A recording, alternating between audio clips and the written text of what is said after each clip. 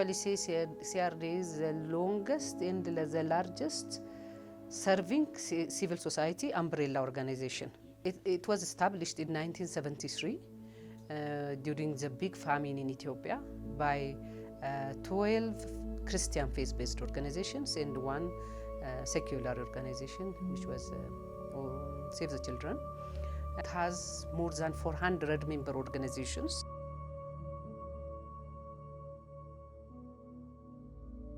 I can say is focusing on coordination, resource mobilization, representation, networking and capacity building of its members. It's more evolving from time to time.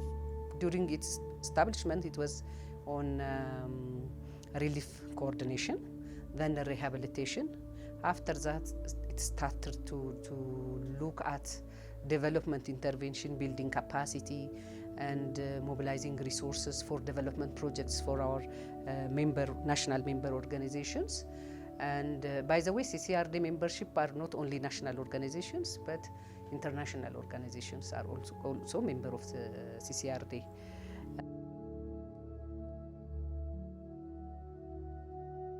Actually, it's established for coordinating relief activity. At that time, there was no NGO to coordinate humanitarian crisis in the country.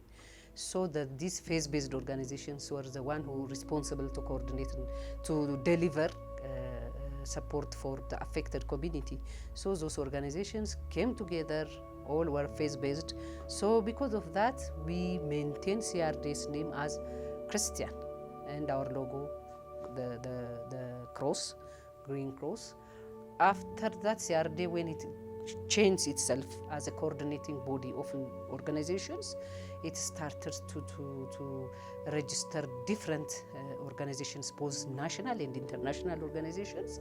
The national organizations were at infant stage during 1991. Most of our member organizations emerged during 1991 after the change of the government. This is the socialist government. So at that time, it was just at infant level.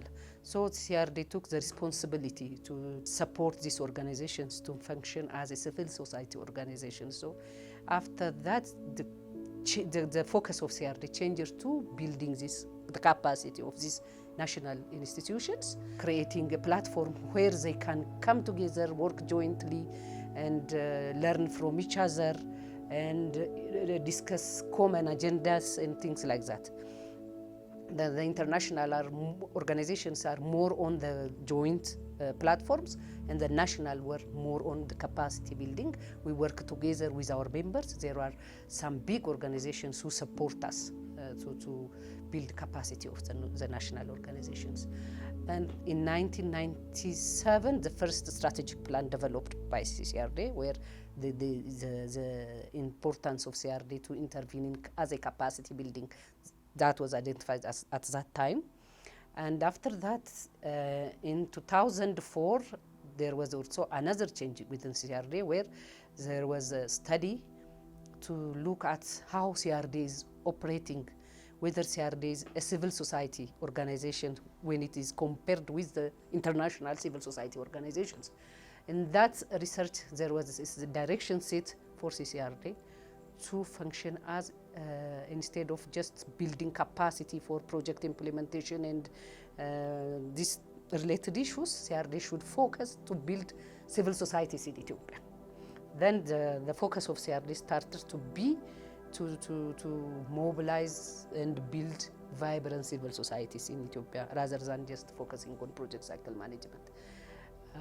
After that, in 2007, there was also another study which is initiated by the donor partners, strategic evaluation of the CCRDA. And in that strategic evaluation of CCRDA, there was a big debate where the evaluation was focusing to change CCRDA as representative and capacity builder, and also creating platform advocacy and things like that.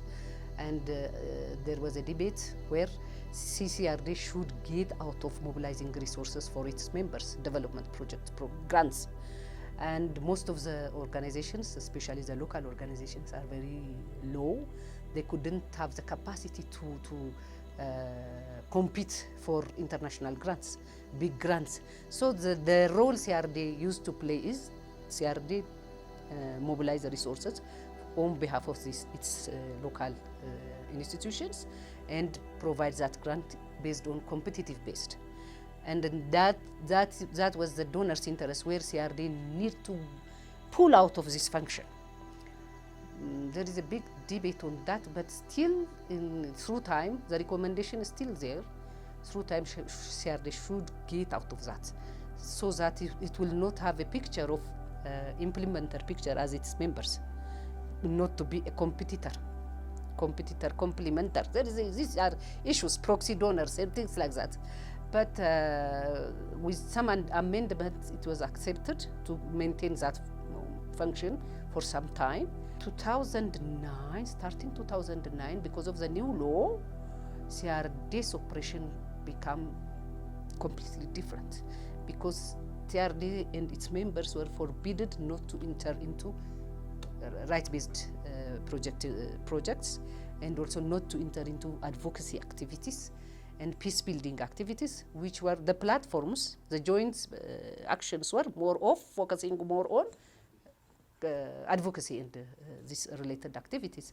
So that was a time where CRD was not shifting, but trying to lobby, enter on lobbying, image building, awareing the public what important things are the interventions and the projects the member organizations and CRD are doing, and the need for the continuation of those projects, especially empowering community, local community, awareing communities their rights and responsibilities, creating questioning society.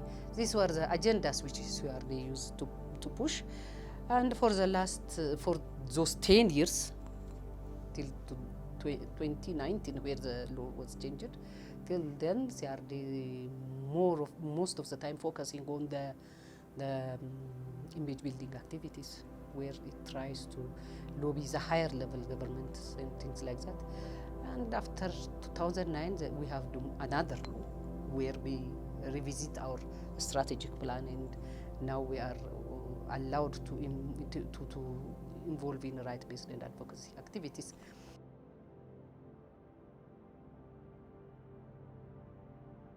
CRD, by the way, has clear-cut governance structure, and with responsibilities, guideline for each layer of the structure.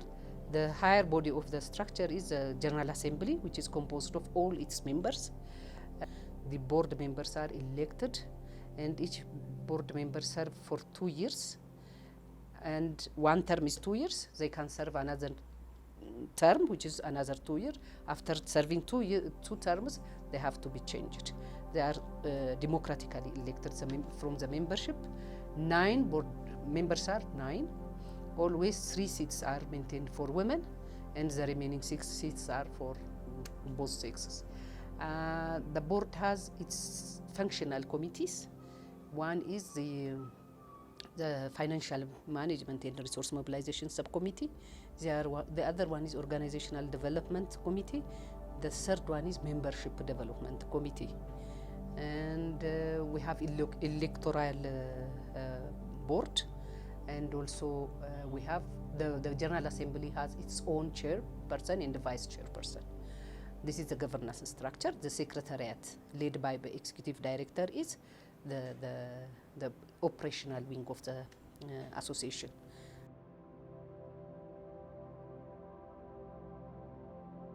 The headquarters is located at federal level. In the previous, we have regional liaison offices, but in the last 10 years, because of funding challenge, we closed those offices and changed to chapter office. We have chapter offices in the regions where we used to have coordination office. So we have in 6 or 7 chapter offices, and currently we are also in the process of opening another 2 chapter office. which is located at a regional level. In some areas we have also zonal, where we work with the government, a platform. We have a platform in the chapter offices, government CSO platform, government CSO platform.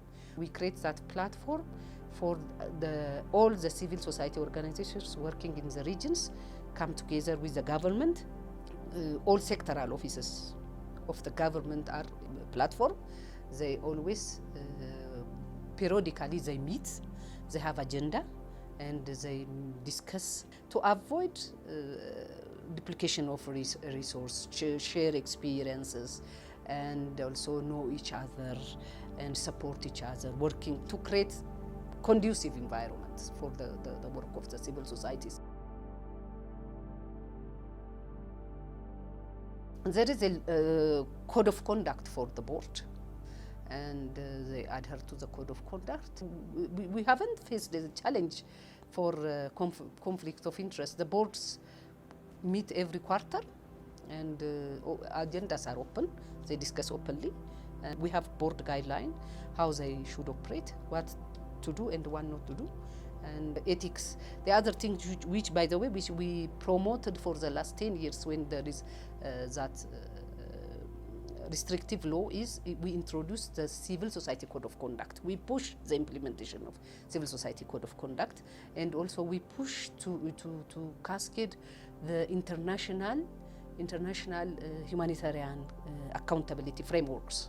So in that frameworks, there are principles we need to implement and to adapt to our organizations. Those principles are, one of the principles is conflict of interest, and this grievance procedures, accountability frameworks, and openness towards accountability towards the community, accountability peer-to-peer. So all these things are implemented in not only CCRDA, also in its members organizations. So the ethics issue is a serious issue within CCRDA because of the law. Because as you remember, when the law was ratified, one of the issues was the accountability of the civil societies. So because of that, we were serious in the implementation and pushing the implementation of this code of conduct, the adherence. They sign, being signatory of the code, and these are the things which we implement to avoid conflict of interest.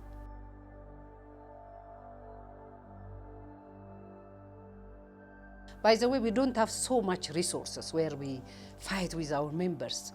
Our resources, especially these days, is very low. Donors don't want to give us project grants. They give us coordination grants, grants for capacity building, grants for coordination, things like that.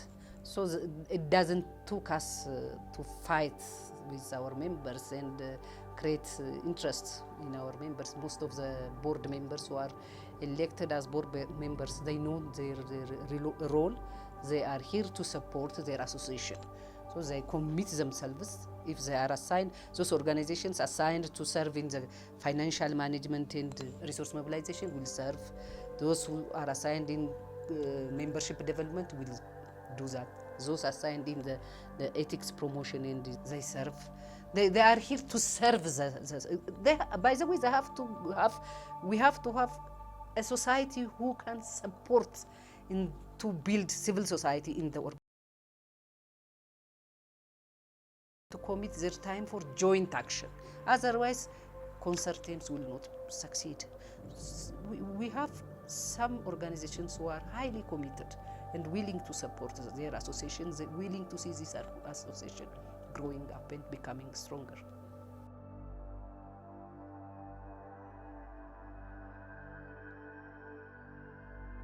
I think you should take a picture of this building. God helps us to own. We have our own complex offices, big conference hall, training rooms, with syndicate rooms, and we have a big cafeteria. We used to have a guest house where we couldn't, because of those laws, we were in a problem to use those guest house. So we changed it to office, and we rented for other organization. So these assets are also helping us to generate income. We have a big compound, and because of our previous relief activities, we have stores, big stores.